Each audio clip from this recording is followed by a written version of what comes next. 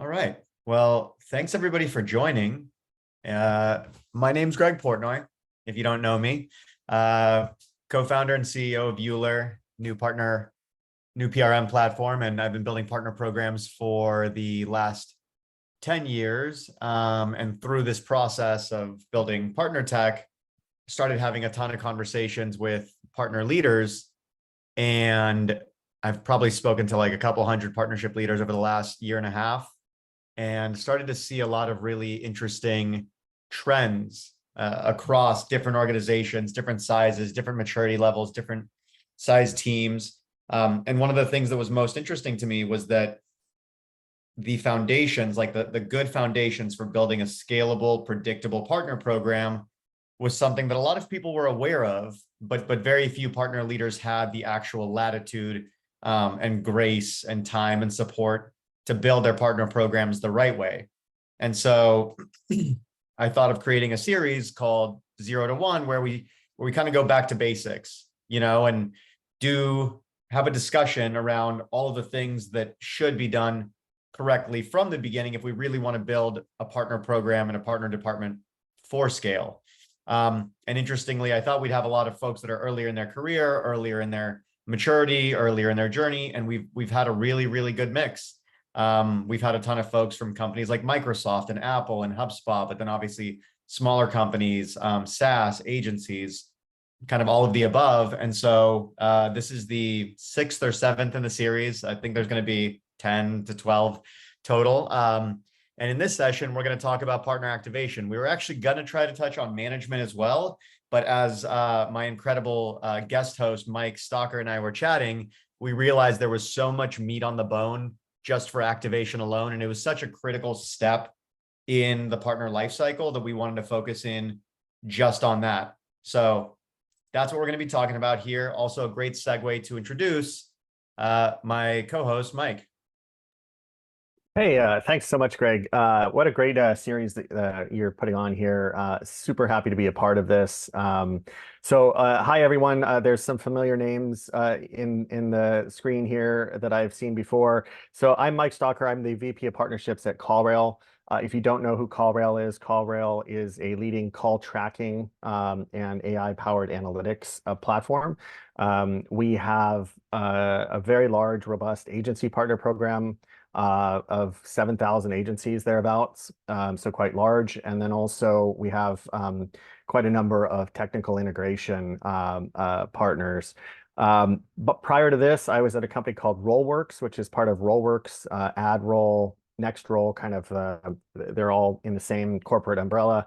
And I worked there and helped actually build out the partner program from just me to a larger group, driving a decent percentage of revenue and growth. And prior to that, I was at a little company that no one knows about called Facebook or Meta.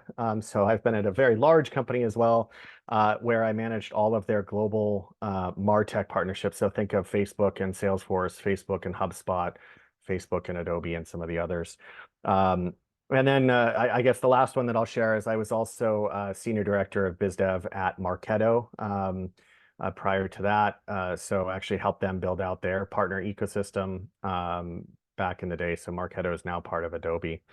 I'm also a 3-time entrepreneur myself. And so I have built companies from the ground up, raised money, built companies, sold them, had 3 successful exits. And then I'm an angel investor in companies like Gainsight, Cloudability, Crossbeam. Some of you probably know Crossbeam, I would hope. Partner Portal, Partner Fleet, and a few others.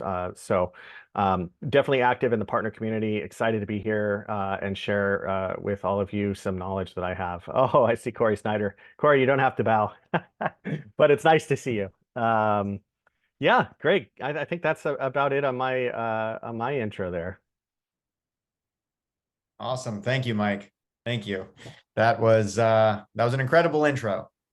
So cool, right? We got 30 people on the call. And so just to give you guys an idea of how this typically goes, Mike and I have prepared some slides. Obviously, this is a very meaty topic. Obviously, there's a ton of different ways that businesses can and do partner, how you go to market, who you partner with, how you partner with them. So we're obviously not going to be able to exhaustively cover every single scenario and business type here, but the idea is that the slides are more of kind of a backdrop for us to spur a conversation. Mike and I will always obviously have our own points of view, but then we will open it up to the group. And this is supposed to be more of a collaborative conversation where if you folks have questions for us or the group, if you guys have like input from your experiences, you know, the whole beauty of partnership leaders is that we've all got a multitude of different perspectives and backgrounds. And so we can all learn from each other. So it's not meant to be a class or a presentation. Obviously, if there's not a ton of participation, we're happy to talk about the slides and our experiences, but we'd love it much more if you folks just kind of jump in as we go through the slides as well. So without further ado, let me jump into this. Okay, one moment. There we go. Okay. Let me know. This should work momentarily. Oh, sorry, one sec. Technical difficulties with Zoom and Google Slides. We'll get there though.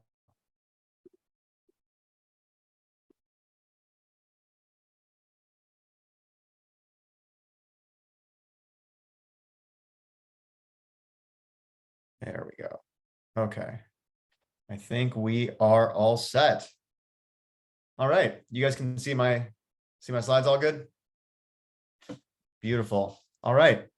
So today we will just be talking about activation. Pretend there's a strike through here. This is our information. If you guys want to reach out to us, if you guys want to add us on LinkedIn, we're very friendly. And so kind of moving on here. So Mike, you want to talk about these 4 lenses of partner impact? Yeah, Greg, I think I wanted to kind of kick off with this. You know, I've been at a lot of different companies and faced a lot of different challenges growing a partner team from just myself to a larger team, larger companies, and that. And one of the things that I've come up against is really how to show the main areas of partner impact. And so I kind of came up with this framework. I call it the 4 lenses. I've talked about it quite a bit. And what it is just a way to kind of look at the different partnerships that you have and the impact that they're going to provide, right? And so all of us partnership leaders should start talking about things in the same way. If we all start talking about it in the same way, then it'll become recognized and appreciated and valued and trusted by our peers in the other categories. Also, this drives alignment. So internal alignment is often really challenging for a lot of us partner leaders. And so if you actually look at this 4 lenses, it aligns to some of the different leaders in your companies and can help you get buy-in for partnerships. So it's not just about partner sourced revenue. I know a lot of us are beaten over the head sometimes like partner sourced revenue. Yeah, that's really great if you can do it, but it's often like at the end of the process, right? It's like that's the gold that comes after you do all the hard work of the other lenses. So the 4 lenses, just to cover it pretty quickly, is the first one is increased market presence. So showing up more in the market by doing things like co-marketing. So when you have partnerships, you can do co-marketing together. It helps you drive top of funnel demand. It helps you drive awareness, helps you do all of these things. You show up more in the market that you're trying to sell to by partnering, right? So that's an important one. Your CMO cares most about that one. Partner sourced revenue. I think we all know this by now, but like, are you getting referrals? Are you getting resale? Are you doing other things with a partner where they're actually bringing you into a deal? Your CRO cares a lot about that one, right? Your VP of sales and others. Broader product capabilities is the third lens, and that is around things like it gives you new product solutions and new capability sets by having integrations, by having solutions partners, agencies that you partner with that have different capabilities and other things, right? So it gives you more that you can do together in terms of a broader solution. And that also allows your salespeople to go in and sell a broader vision or a broader capability set. This is why a lot of companies think of HubSpot with their app ecosystem. They love having apps integrate to them because it gives them the ability to have all these other solutions for their end customers. And then the last one is actually one that I've been pushing on for a while, which is improved retention and renewal rates, right? So it is known that customers that are using product integrations, technical integrations, partner integrations, whatever you want to call it, are actually more successful. And there's actually a step function. If you use one integration, your retention renewal rates go up by X. If you're using two, so forth, right? But it's also true for solutions partners. So if you're using an agency, you have improved retention and renewal rates. Your retention and renewal rates should be going up if your end customer is leveraging one of your agency partners. So these are the four lenses that I talk about. And when you actually show this to your other teams, your executives, your board, and you show the impact of your partners across these lenses, it's a lot more impressive than saying, I don't have partner source revenue just yet, or it's taking a long time. You can actually show the impact across all of these different places. So that's something that I always try and talk about, and I hope all of you can take back and find some value from. Awesome. Thanks, Mike. Yeah, no, I think this is super valuable because obviously the piece that everyone always looks at, or everyone outside of partnerships always looks at first, is the partner sourced revenue. But I think now more than ever, as businesses look to grow efficiently and profitably and figure out how they can go to market with less capital and less resources, I mean, this is kind of a no-brainer where partners really create a ton of additional value in addition, above and beyond just revenue, and helping them expand their market exposure and retention and all of these things. And so I think that's actually a really good segue into the next slide, where we talk about some important metrics. If anybody's ever heard me talk about partnerships at all, or Mike for that matter, you know that we're both metrics geeks and we're both huge on data. And I think, transparently, I think one of the biggest gaps in partnerships in general is data and analytics. I was very lucky. My first VP of partnerships was incredibly data driven and to the point, and process oriented, to the point that his first hire, and I know we all wish we could do this because I've never actually successfully been given this approval, but he always somehow managed to get partner ops to be approved as the first hire he ever made. So he was able to create great process. He was able to create great tracking and measurement, and really look at all these things. But even if you look at the first one for the topic today, partner activation rate, that's something that I think every program should be tracking. I've seen very few programs tracking it. And a lot of these metrics are actually things that, if not all of them, that partner teams should be tracking. But as we all know, as partner leaders, we're all spinning so many plates. We're all juggling 15 to 20 jobs on a weekly basis. And it's very difficult to both effectively manage, track, measure, and optimize all of those things. But again, the whole goal of this conversation is like, let's talk about it in a perfect world. And hopefully we can start to do more of this foundation laying as we go. So Mike, you want to share your perspective on these metrics here? Yeah, I think you covered a lot of it, Greg. I mean, I think these are important metrics that all partner professionals should be looking at.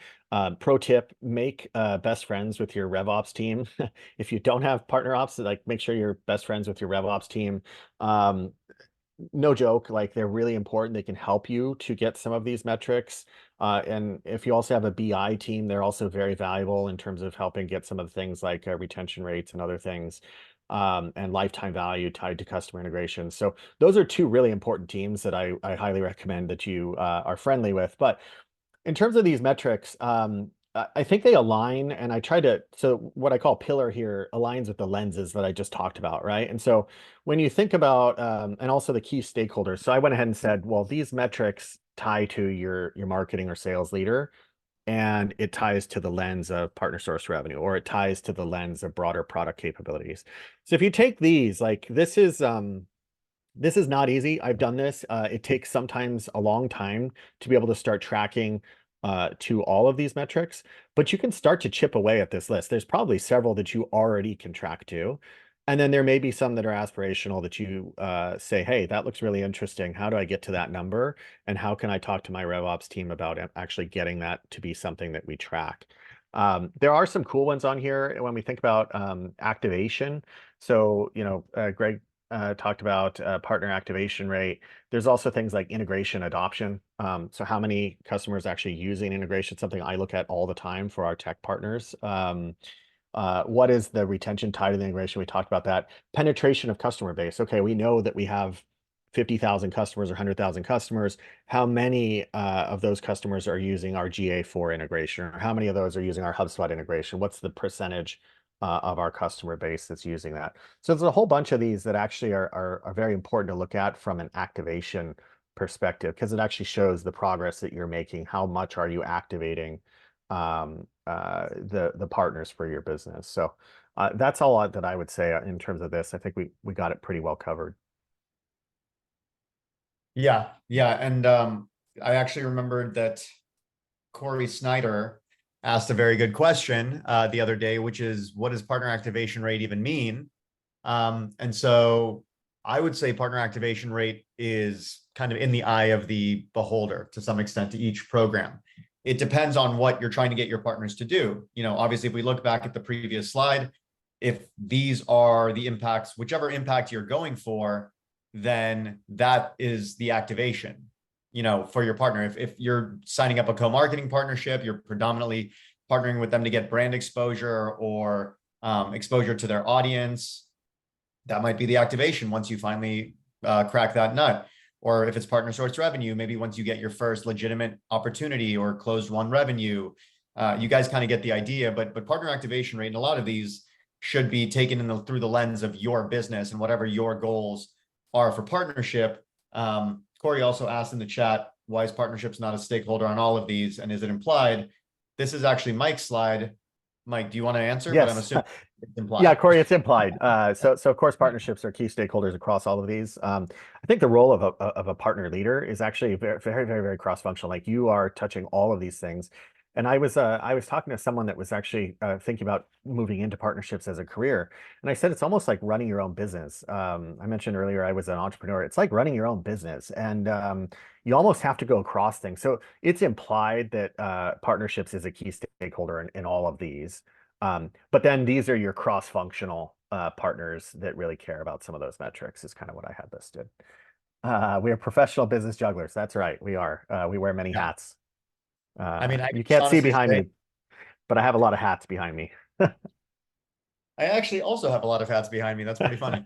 Cleaning out my closet. But I can honestly say, just if anybody's ever wondered, Mike just kind of validated it. But now, as a founder coming out of partnerships, I can't imagine a better preparation for the job of being a founder and wearing all the hats and juggling all the things than partnerships. So it's actually very similar. It's just so entrepreneurial building a partner program from the ground up. And awesome. Okay. Does anybody have any questions or input on these first couple of slides before we move on? I think Antonio had a question here. Partner reciprocation should include sales as a stakeholder. Yeah, Antonio, I think that's right. Good call out, Antonio. And a nice hat that you're wearing. Tar Heels. Awesome. So for the next for the next couple of few slides, we're going to kind of give you guys an idea of some of the ways you can structure this from an activation perspective. We're going to split it up into kind of an agency conversation and a tech integration ISV partner conversation, just because those are relatively different motions. And so we're going to move through these a little bit faster. We have about 40 minutes left, so we're not going to go like kind of line by line, but again, these slides will be shared afterwards. The recording will be shared. And this is just to kind of give you an idea and both something you can reference back to. But obviously, when it comes to agencies, you know, you've got standard things around onboarding them. Ideally, you can complete like a joint customer pilot together, create communications channels and educate their team. And then really just align in the first 30 days of activating an agency. You know, I've done a ton of agency partnerships, probably actually more than anything else in my career. And it's just a very different motion. I don't know if there's people here from agencies or if most folks here are at technology companies, but agencies, having actually built a program at 3 SaaS companies, but then also built one for an agency, being inside of an agency was incredibly eye-opening for me. They just operate so differently than technology companies. They are much more siloed in their operation, especially if they have different functional expertise. Whereas when you're in a product company, everyone's predominantly, unless you're at a huge company with a ton of different products, kind of working on the same thing more or less. At agencies, you've got folks in a bunch of different expertise areas. They don't typically talk to each other. It's not typically a very well kind of organized organization. Like agency people will be the first to tell you that it's all kind of very scattered, and that's just the nature of an agency. They also operate in such a much more competitive space than anyone else. Whether you're a GSI or you're a mom and pop marketing agency, there's tens or hundreds or thousands of other agencies just like you. And so the competitive nature of that is so wild that they are always, the bad news is that they're always distracted and always trying to like fight for share of wallet. The good news is that you can actually use that to your benefit, because there's this really incredible keeping up with the Joneses phenomenon with agencies. So as soon as you start to get some traction with agencies, you can really leverage that to grow with others. But with agencies, you really have to take the proactive effort, unless they're building a massive revenue stream around your product. And they're either through implementation or management, or customization or something like that. They are going to be hard. It's going to be hard to get their attention. And so you really have to do a ton of proactive effort with these agencies. You have to do a ton of alignment. You have to stay very front of mind. You have to really try to add value to them as often as possible. And you have to understand that they're operating on typically razor thin margins. It's a different kind of individual that goes to work at an agency, that goes to work at a tech company. And so it's something where the more structure that you can create with these agencies and the more ways you can figure out to add value to them and get them excited about what you're doing and make it very, very specific to their individual business will really, really help you. And ultimately, the good news is there's a ton of agencies. And so, don't spend your time banging your head against the wall with one specific set of agencies, one specific agency. But as with most partners, the joint customer is the holy grail. Like, there's nothing that will get you moving faster, especially if you can create a joint case study where the agency gets to take the credit for the success of that customer. That is massive. And if they can leverage your relationship together to be successful, they're really going to love it. And I'm going to call on someone right now, because I've been seeing him post a lot of recent agency success in his new role. Corey Snyder, I'd love to hear a little bit about your strategy. Yep. Yes, you. I'd love to hear a little bit about your strategy at Teamwork, because I know you guys have really embraced the agency approach, and it's been a good channel for you as you've been building the program there. Yeah, thanks. Yeah, we dove in to really try to understand, first and foremost, who are we going after, and then what does the onboarding look like specific to that IPP, ideal partner profile. And so part of that is that we're adding a lot of partners intentionally to say, okay, what marketing assets do they need? What does onboarding look like, and how do we automate some of that onboarding? So we've actually created a whole LMS, what we call Partner Hub, that walks a partner through onboarding. And it covers partner stack, lead registration, partner fleet for creating their listings. So we basically created these videos that they go through, and the goal is to get them done within 7 days of that basically complete onboarding phase.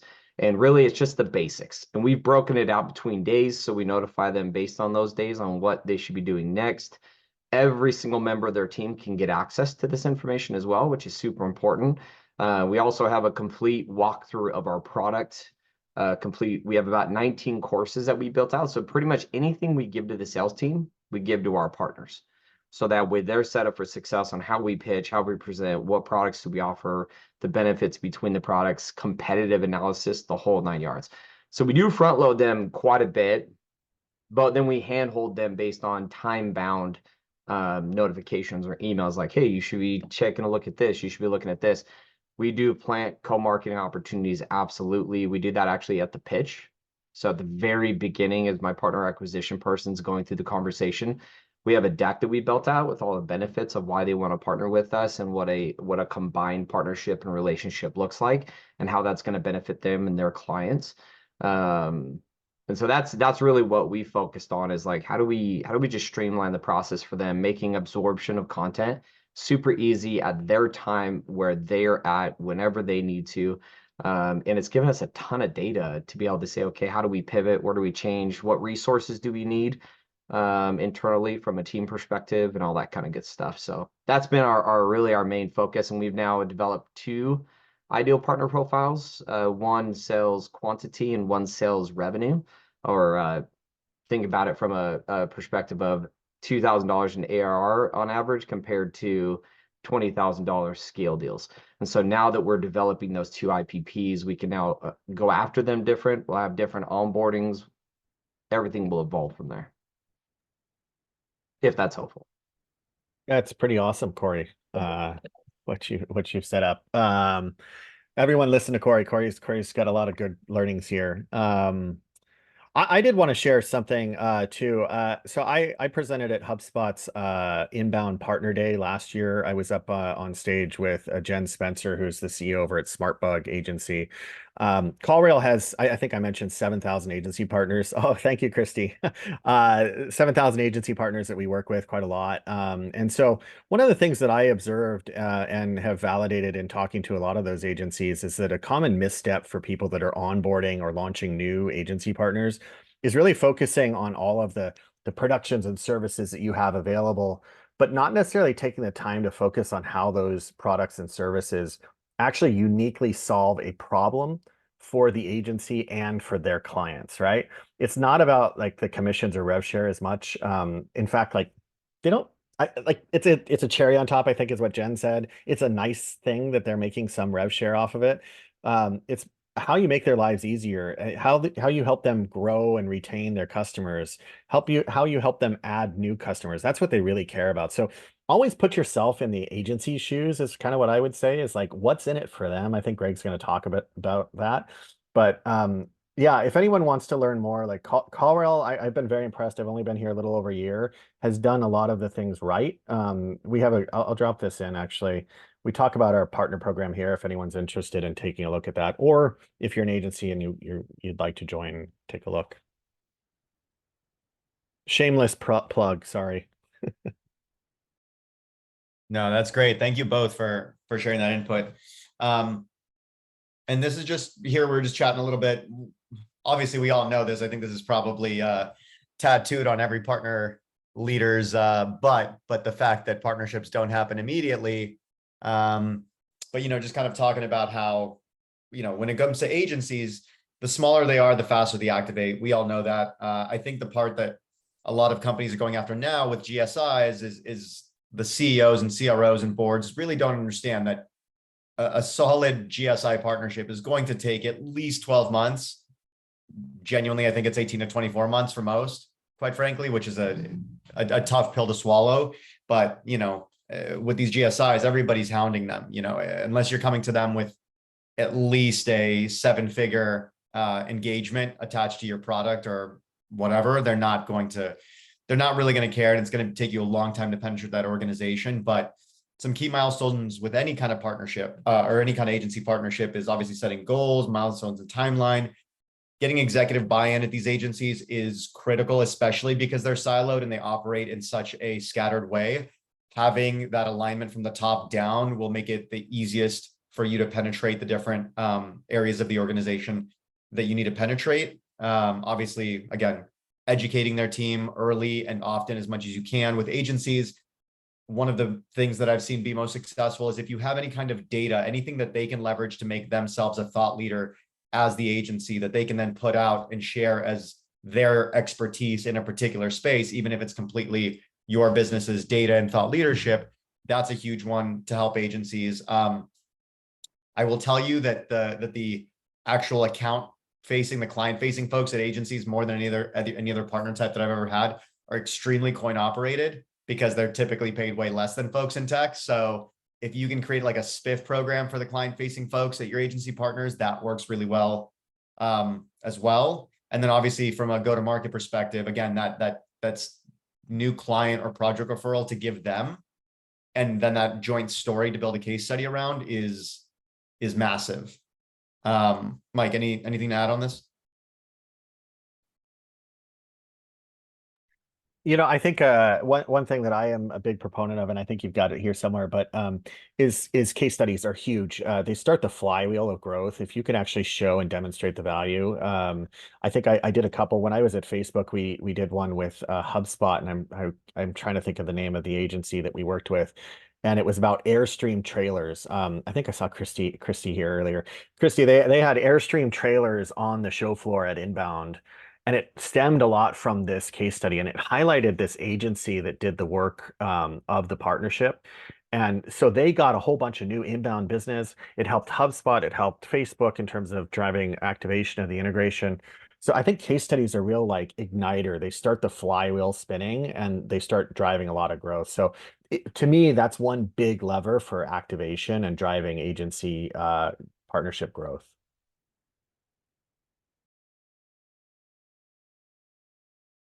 Awesome. Thank you, Mike. This here is just a sample go-to-market checklist when you, sorry, one sec, what was going here? There we go. Okay. Yeah. So this is a sample go-to-market checklist with agencies. Obviously it's going to be different for every business, but obviously having your champion, goal setting, organizational mapping, account mapping, that executive alignment, co-marketing, enablement, training, just creating a go-to-market checklist when you're setting up a plan with an agency, and just creating that mutual alignment on like, why are we doing this? What does success look like? How do we get to that success? And what are we both agreeing to do along the way to reach that outcome is absolutely critical. Again, you really have to hold agencies' hands. They're just operating in a different way than technology companies. And so creating a go-to-market checklist with your partners is, especially agencies, is absolutely critical. Enabling them, of course, we kind of talked about that. We covered enablement in a previous session, but I feel like enablement is absolutely core to not just onboarding, but also activation, as Mike mentioned, figuring out kind of like what's in it for them. It depends on the business. Agencies often, actually, smaller agencies do care about rev share. They will take it, since typically technology contracts are meatier than the agency contracts themselves. But there's other ways, in enabling them with sales documentation if they're implementing your product, giving them development docs and things like that. If they're reselling your product, obviously the ability to configure, price, and quote. Corey said sales and marketing and success team alignment is missing. Yep, that's a good point. That's also a good point. So aligning with the cross-functional teams. I'm actually shocked that I didn't include that. This must be an old slide. Thank you for the call out, Corey. And then co-marketing and MDF, are you doing that? Do you have a PRM or a portal that you are having your partners leverage? And in this one, especially with agencies, I would recommend that if you do leverage any kind of partner tech to work with your partners, agencies have tons of technology partners, and all of those technology partners are asking them to log into a PRM or a portal. And the vast majority of them will never do that. You'll be lucky if 10 or 15% of your partners are logging in. And so if you are going to be leveraging a piece of partner tech, make sure it's a tool that actually has the ability to meet folks where they work.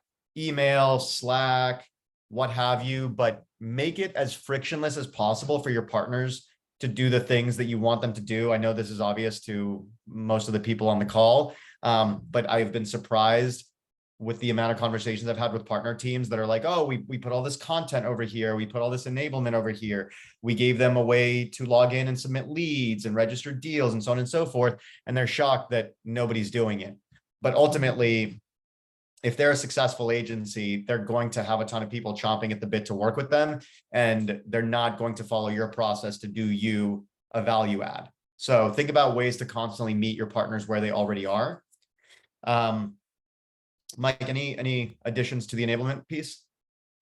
No, I don't think so. I think you covered almost everything there, Greg. I think we're good. Cool. And then I'm going to zip through these next couple of slides because we've got a lot to cover on the technology side, but you guys are going to get these slides. This is just more strategy and tips around like the different motivations between GSIs and smaller agencies. And then just general strategy tips around working with partners and activating them, and how you get more aligned with them over time. So I'm going to kick it over to you, Mike, so we can get real deep on technology and integration partnerships. Greg, actually, can you go back 2 slides? Sorry, I'm just real quick comment on Sure. that one. One thing that we just recently did at CallRail is actually we had on-site visits with some of our largest agency partners. We went and did a West Coast tour.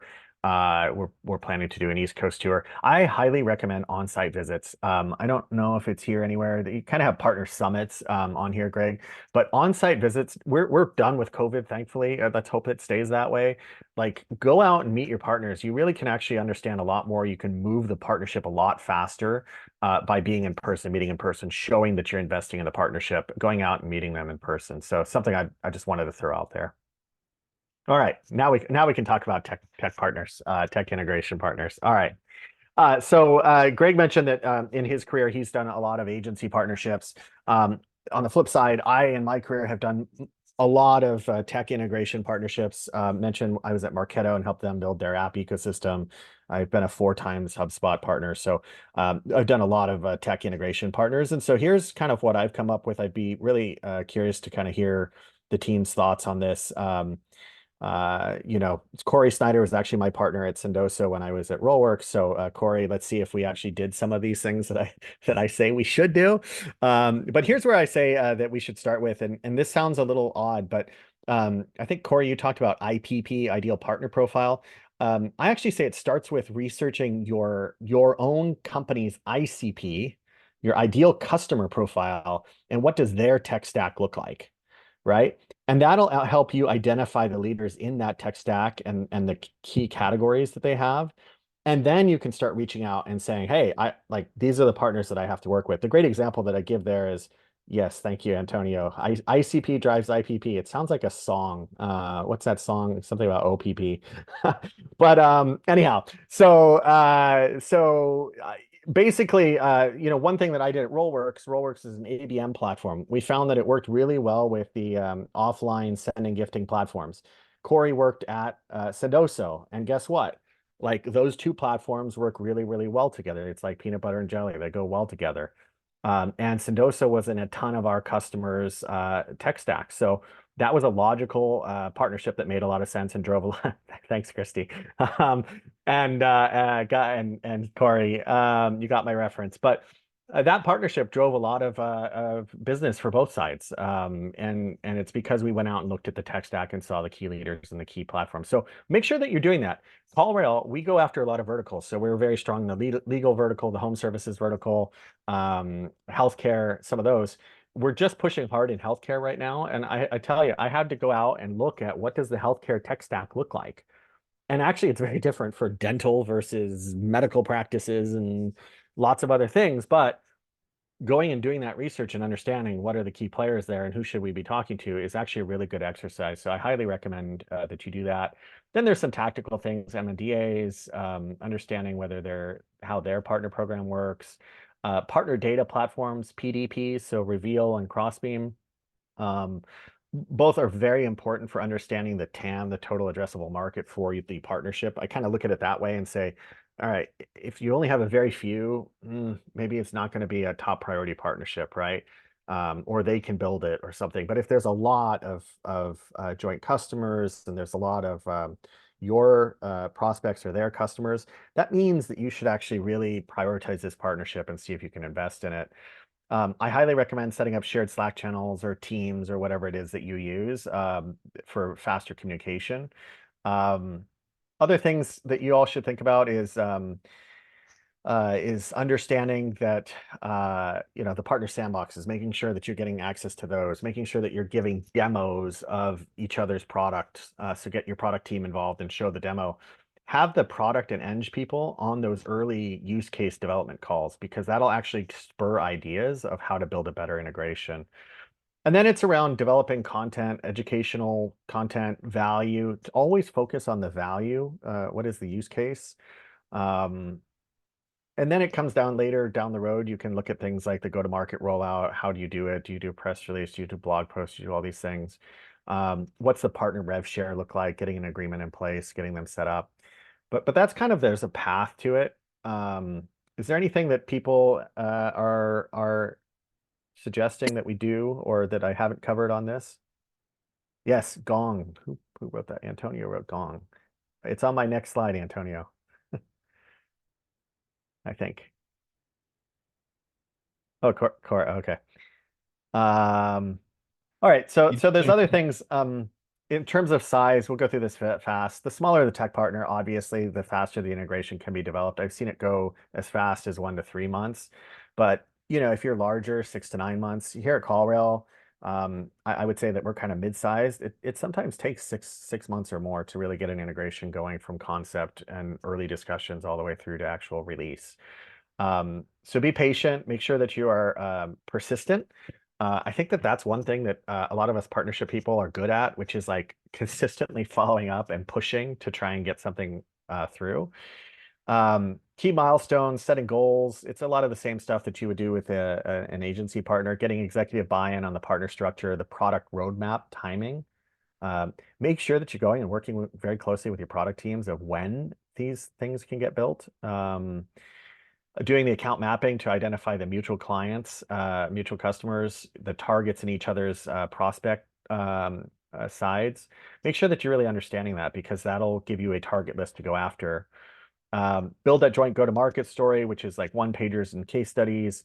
And there's a whole bunch more that you can do in terms of activation. I think we'll get into some more here. Greg, go on to the next slide, maybe. So the go-to-market checklist, this is very similar to the other one, but MNDA, mutual demos of products, which I talked about, partner data platform, data sharing. Obviously, don't share your data from your partner data platform without an MNDA. Your legal will not like you if you do that. Integration roadmap prioritization. So you have to have that conversation with your product teams and eng teams. Do the use cases, the value props. Do your, once the integration is complete, do your demo videos and setup docs and all that kind of stuff. The other thing that I wanted to call out here is your PDP data has to go into your go-to-market systems.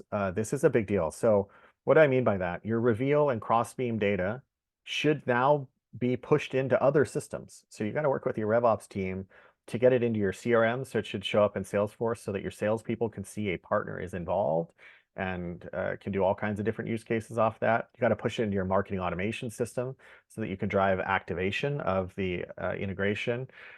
You've got to drive it into Pendo, so that way you can do like contextual in-app pops and say, hey, did you know we have an integration of this partner?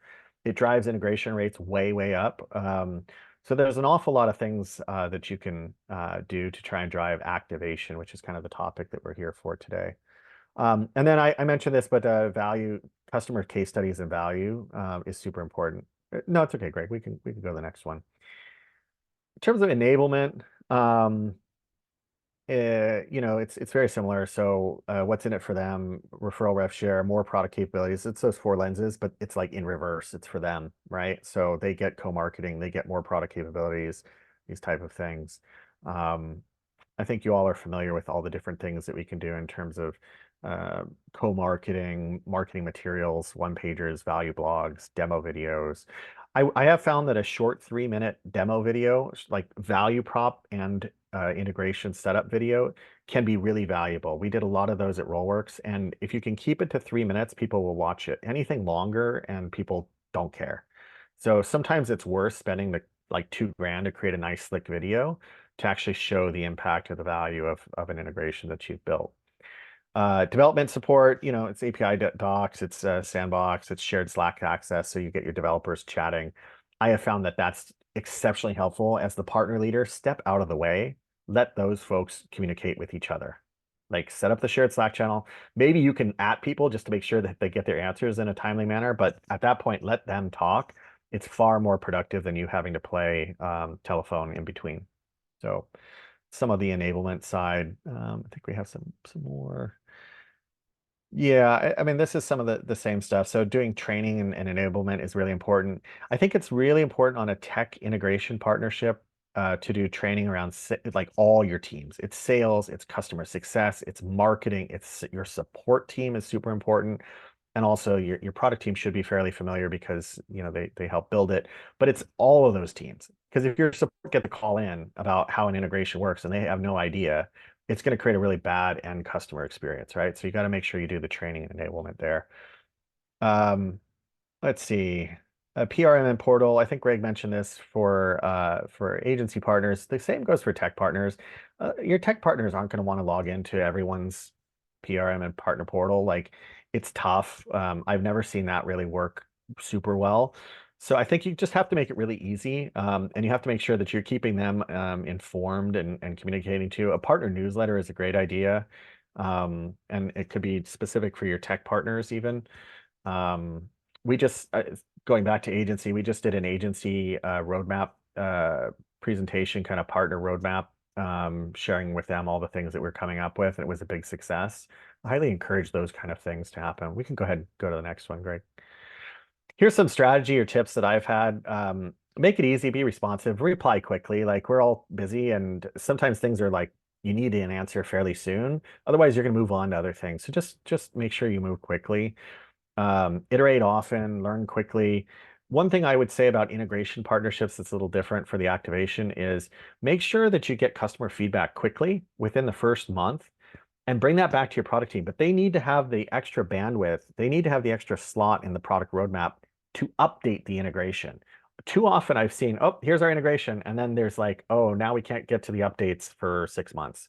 That's a poor customer experience. It's going to kill the integration right out of the gates, right? So make sure that you negotiate that with your product teams, that there's some period that you can actually update the integration.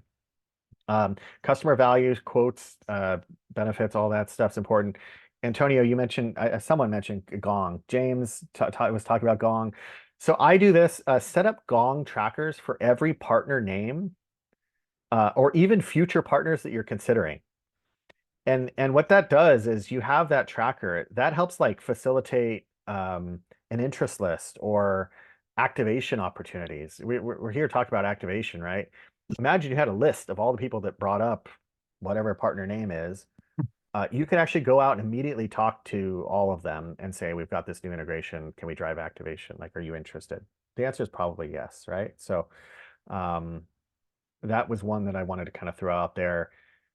Leverage your marketing automation or email platform to drive adoption. So we use Marketo. We actually push the list from Reveal in and we can drive adoption campaigns. Leverage your Pendo to do in-app messaging if you're not doing that already. Super valuable.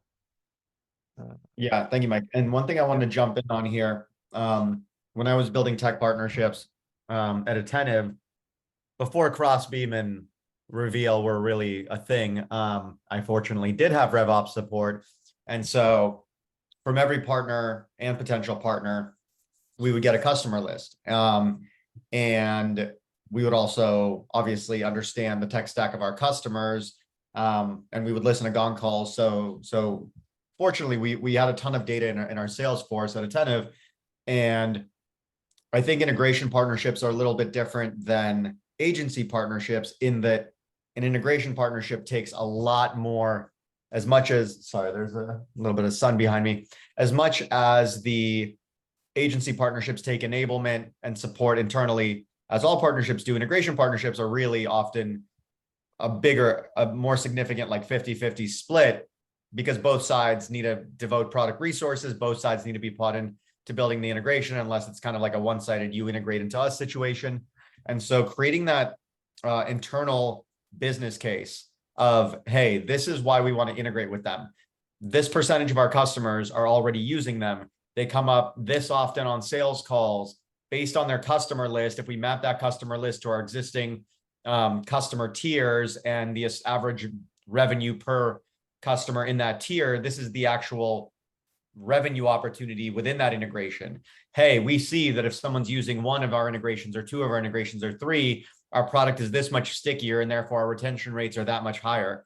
So there's a really incredible opportunity with integration partnerships to leverage data to build a very strong business case internally on why your business should devote product resources to doing that. So just a call out I wanted to make. Ferris asked, has anyone had an integration partnership flourish without having a mutual customer at the start? I have.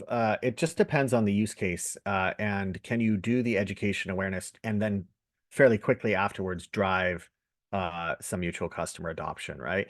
If you find though that like you do the education, you do the other thing, and then you don't drive adoption, that might become what I call like I think I have it in one of the future slides, but like a pet partner, right? One that's like nice and cool and interesting technology, but maybe you really shouldn't be focusing on it because it's not going to drive the impact that you're looking for. All right. Does anybody else have questions or want to jump in on the integration partnership stuff so far? I typed it in there, but Crossbeam or Reveal, that's where that comes into play heavily, is understanding whether or not your ICPs align. And if they don't align, then it may not make sense to then push on an integration. If they do align and you can, again, to Mike's point, it can be tough if you don't have a customer in common to use as a case study. So using the product separately, pulling that customer in to give an understanding what the integration would look like. That's helped me out a ton as far as getting an integration approved. But there are other options out there. So for me with Sendoso, as Mike mentioned, I was driving aggressively on integration relationships or tech relationships specifically that we had no integration with. We used a common integration path. So we integrated with Salesforce and HubSpot. So instead of us integrating, I said, let's just get it off the ground. Let's create the story. Let's create the revenue. Let's create the momentum. Let's create the data behind it. And so we would just say we have an integration and we would push it through HubSpot. They integrated with HubSpot. We integrated with HubSpot, and we'd roll out the case study and the methodology and strategy based on that. That would give us our proof point over the next 6 months. We could then determine if integration actually makes sense or is this working. And if it's working, even better. If an integration would take us to that next level, now we have data on customers using us through HubSpot. We have data around what's the average ARR for each customer that is using us. So we can get understanding of size. We can look at API calls. There's a lot of beneficial stuff you can pull from that data, if you will. Plus, you have to wait for an integration to get created. You can literally run with the partnership from day one. Yeah, I completely agree. Oh, please jump in. Since I'm living Less Life, I'm Rachel Colley. I'm the Director of Technology Partnerships at a company called Uninet, and we're multi-product, multi-vertical. I feel like I always have to say that because we're not just an ERP, we're not just a couple different things, but I'm living this life right now where we are looking at partnerships where we don't have any joint customers, period. And we have some very specific verticals in which we're looking at it. And the lens that we're looking at is how do we expand our product functionality without expending our own internal dev resources to build that functionality? And for us, that is becoming AI automation for GovCon proposals. We don't have the bandwidth to build out this AI automation tool that our customers are desperately needing, but there's a lot of companies out there that are kind of coming up like whack-a-mole in this AI space. So we're looking to partner with some of them, and it's almost like who's going to win this race first so that we can get it into our customer base. So we've done this several times where we've gone in with no joint customers, but we know that it's a critical product need that we've got to fill. And the only way that we can fill that need is to go out and partner. Yeah, Rachel, that's a great example. I'll share a little experience that I've had.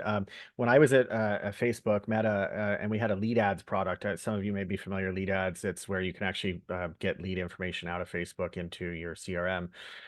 How many CRMs are out there though? There's like thousands of them, right? There's no way that like Facebook or is going to be able to build that, right? Or even the partners are going to build to Facebook.